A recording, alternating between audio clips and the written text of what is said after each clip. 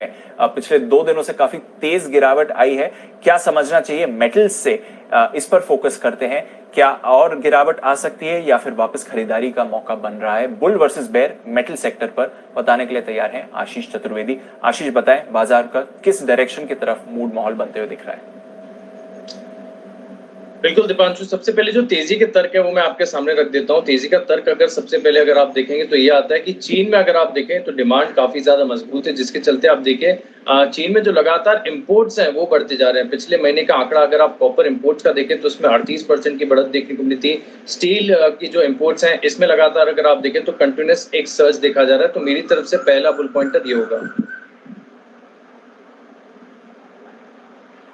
Definitely देखिए, bear का सबसे पहला पॉइंट जो वो ये है कि आशीष जैसे कि कह रहे हैं कि चीन से जो डिमांड है वो काफी मजबूत हो रही है, लेकिन याद रखिए चीन ने कहीं ना कहीं चिंता जताई है जिस तरह से इस पूरे कमोडिटी के दाम बढ़ रहे हैं। और यहाँ बढ़ती कीमतें पे चीन के प्रीमियर ने भी चिंता जताई है और उन्होंने कहा है कि इसको स्टेबल होने की काफी जरूरत है। और वहां तो देखिए मार्जिन भी बढ़ा दिए है, तो कहीं ना कहीं जिस चीन की बात कर रहे हैं वही चीन है जो चिंता जता रहा है और कहीं ना कहीं प्राइसेस को नीचे लाने की पूरी कोशिश कर रहा है।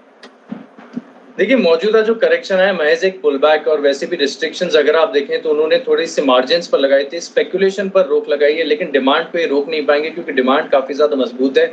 चाइना में बढ़िया देखने को मिली, लेकिन काफी सारे देश अभी भी ऐसे हैं जहां पर पूरी तरीके से स्थिति जो है सामान्य नहीं हुई है, तो वहां से भी डिमांड आएगी। और मेटल प्राइसेस जो है ग्लोबली लिंक्ड होते हैं। अगर आप देखिए भारत में भी अभी पूरी तरीके से एग्जीक्यूशन सामान्य स्तर पर नहीं पहुंचे, जो इंफ्रास्ट्रक्चर का काम है वो पूरे जोर पर अभी तक नहीं चल रहा है क्योंकि दूसरी लहर आ गई। एक बार ये स्थिति कंट्रोल में आ जाएगी तो भारत से भी अगर आप देखें तो मांग के जो संकेत हैं वो आपको सुधरते हुए नजर आएंगे। तो मुझे तो लगता है कि ये जो गिरावट आई है, चाहे आयरन ओर के प्राइसेस में देखें या फिर भारत में जो स्टॉक्स लिस्टेड है वहां पर जो गिरावट आई है वो महज एक पुल बैक है, और जो सुपर साइकिल की बात हम लगातार कर रहे थे वो इंटैक्ट है।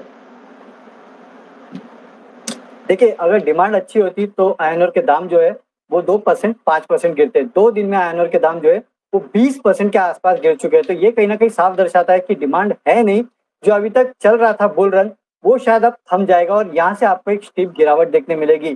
क्योंकि अगर डिमांड होती तो शायद यहाँ से आपको उसी दिन शार्प रिवर्सल देखने मिल जाता, लेकिन नहीं। 2 दिन में 20% के आसपास की गिरावट साफ दर्शाता है कि यहाँ पीक जो है वो बन चुका है।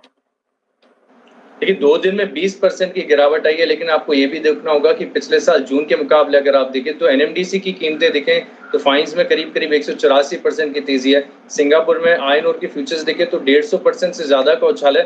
तो 20% की गिरावट को तो आप एक सिर्फ एक करेक्शन समझ सकते हैं, तेजी बरकरार है।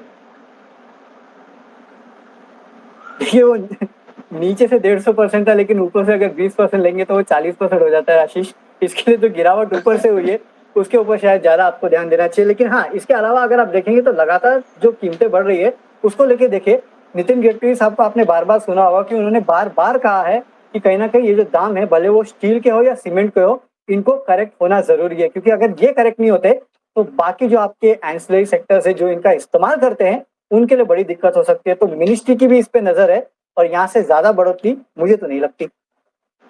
देखिए, मिनिस्ट्री की नजर तो सीमेंट की कीमतों पर भी है, लेकिन वहां पर भी आप देखें तो ट्रेंड काफी मजबूत है। लगातार सीमेंट कंपनीज भी जो है प्राइस हाइक कर रही हैं। तो इंफ्रास्ट्रक्चर पर भारत का फोकस भी है। बजट का अगर आप हाईलाइट देखें तो सबसे ज्यादा 5 साल में करीब करीब 2 लाख करोड़ के आसपास जो है खर्च करने का प्लान है। तो इतना खर्च अगर करेंगे तो स्वाभाविक है कि जो मेटल की मांग है इसमें यहाँ से बढ़िया तेजी देखने को मिलेगी। देखिए, मांग भले बढ़ेगी, लेकिन मेरा आखिरी पॉइंट यही है कि देखिए आशीष, हम देख रहे हैं कि जिस तरह से यूएस में इंटरेस्ट रेट बढ़ने की कहीं ना कहीं बात की जा रही है, तो इसका सीधा इम्पैक्ट जो है वो डॉलर पे पड़ेगा। डॉलर और मजबूत होगा और आने वाले दिनों में अगर इंटरेस्ट रेट बढ़ता है और डॉलर मजबूत होता है तो इसका सीधा इम्पैक्ट जो है वो कमोडिटी की कीमतों में देखने मिलेगा, जहाँ भारी भरकम गिरावट आ सकती है। और शायद इसी की शुरुआत जो है आपने देखी, 2 दिन में आयरन ओर की कीमत 20% गिर। देखिए, मेरी तरफ से आखिरी पॉइंट ये होगा कि 2018 से लेके जून 2020 तक अगर आप देखें तो मेटल की कीमतों में दबाव ही था, क्योंकि पहले ट्रेड वॉर की चिंता थी, फिर ग्लोबल स्लो डाउन आया।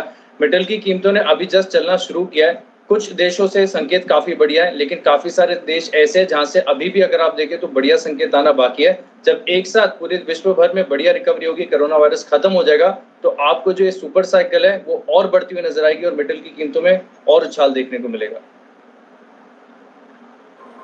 ओके, तो ये है आपके लिए तर्क दोनों तेजी और मंदी की तरफ। और अब फैसले की घड़ी, तो फैसला सुनाना बाकी की तेजी है मंदी बुलिश है। तो अरुण, अभी थोड़ा सा वैसे तो मामला फोटो फिनिश का है, तो थोड़ा सा चूंकि आशीष ट्रेक करे तो बेनिफिट ऑफ डाउट आशीष को दे दिया जाए, लेकिन मेटल सेक्टर में बड़े इंटरेस्टिंग एक्शन होते हुए दिख रहे हैं। तो जो दोनों ने बात रखी उसका पूरा लब्बो लुबाब ये है कि अगर आप शॉर्ट टर्म इन्वेस्टर या ट्रेडर हैं तो थोड़ा समय उतार चढ़ाव का मुश्किल बना रह सकता है, लेकिन अगर आप एक बड़े कमोडिटी बुल रन की तरफ देख रहे हैं तो फिर कोई दिक्कत की बात नहीं है। मैं बता दूं आपको कि स्टील के दाम और हिंदुस्तान में बढ़ने की तैयारी में, हो सकता है इस वीकेंड पर या अगले 1-2 दिनों में आपको फिर से स्टील के दाम और बढ़ने की खबर भी आती हुई दिखे, तो उस पर भी आप नजर बनाए रखिएगा। तो